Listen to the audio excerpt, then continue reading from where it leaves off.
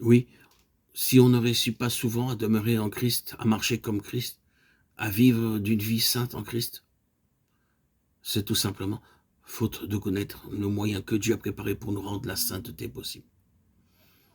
C'est faute d'avoir la confiance assurante que le Saint-Esprit vient réellement faire l'impossible en nous. Cherchons à nous bien convaincre qu'après nous avoir donné un esprit nouveau, Dieu nous donne encore son esprit même pour habiter au-dedans de nous. Je mettrai ma loi au-dedans d'eux et je le créerai dans leur cœur. Jérémie 31, 31, 33.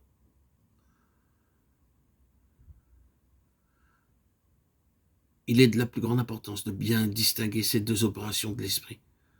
Par l'esprit nouveau qui m'est donné, je possède l'œuvre de Dieu en moi. Par la présence de l'esprit de Dieu en moi, j'ai Dieu lui-même, personne vivante, qui demeure en moi. Qu'il est différent pour moi de recevoir d'un ami riche une maison dans laquelle je reste pauvre et faible, ou bien de voir cet ami riche venir habiter lui-même avec moi et subvenir à tout ce dont j'ai besoin.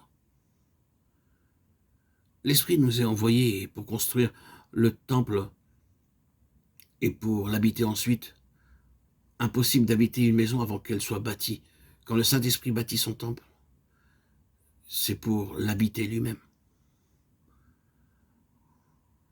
Il faut qu'il y ait accord entre la maison et celui qui l'occupe. Plus j'apprends à connaître le Saint-Esprit, plus aussi je m'incline avec respect et crainte devant lui, lui abandonnant tout mon être pour qu'il s'en serve à son gré. Le Saint-Esprit est l'essence même du Père et du Fils. Mon esprit est ce qui constitue mon individualité. C'est lui que le Saint-Esprit vient renouveler pour en faire sa demeure et le remplir de sa présence. L'Esprit de Dieu devient ainsi pour moi ce qu'il était pour Jésus sur la terre, la vie même de mon individualité. Avec un saint recueillement, avec un saint respect, je me prosterne devant toi, ô mon Père, pour te dire, je te rends grâce. Ton Saint-Esprit demeure en moi, au-dedans de moi-même. C'est bien au-dedans de nous que nous devons chercher l'accomplissement de la nouvelle alliance, qui ne consiste pas en ordonnance, mais qui est la vie même. Le royaume des cieux est proche, le royaume de Dieu est en vous. Luc 6, 20, Matthieu 10, 7. La loi et la crainte de Dieu doivent être à jamais gravées dans notre cœur. Et l'esprit même de Christ doit être en nous, puissance de vie. Ce n'est pas seulement au calvaire ou à la résurrection sur le trône de Dieu que doit se voir la gloire du Christ vainqueur, c'est aussi dans notre cœur. C'est au-dedans de nous, oui, au-dedans de nous, que se manifeste la véritable gloire de sa rédemption. Au-dedans de nous, dans la partie la plus intime de notre être, se trouve le sanctuaire qui recèle l'arche de l'Alliance.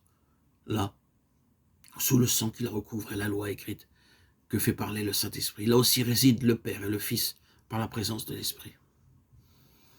Oh mon Dieu, je te remercie de cette double grâce, je te remercie d'avoir édifié en moi un temple saint et merveilleux, où tu veux habiter, de m'avoir donné un esprit nouveau. Je te remercie aussi de la présence encore plus merveilleuse de ton esprit divin que tu fais habiter en moi pour me révéler la présence du Père et du Fils. Oh mon Dieu, je te prie d'ouvrir mes yeux sur ce mystère de ton amour. Que ces mots au-dedans de vous m'amènent à reconnaître avec crainte et tremblement ta condescendance pour moi, et que tout mon désir soit de voir mon esprit devenir réellement la demeure de ton esprit. Que ces mots élèvent à toi mes regards avec la sainte confiance qui saisit tout ce que comprend ta promesse. Oh, mon Père, je te remercie de ce que ton esprit demeure en moi, que sa présence se manifeste avec puissance en moi, en me donnant une communion vivante avec toi, en me faisant éprouver toujours plus sa vertu vivifiante, en renouvelant sans cesse en moi l'onction qui témoigne de sa présence et de celle de mon Sauveur glorifié. Daigne me faire marcher chaque jour avec le respect dû à sa présence, me faire réaliser tout ce qu'il veut opérer en moi. Amen.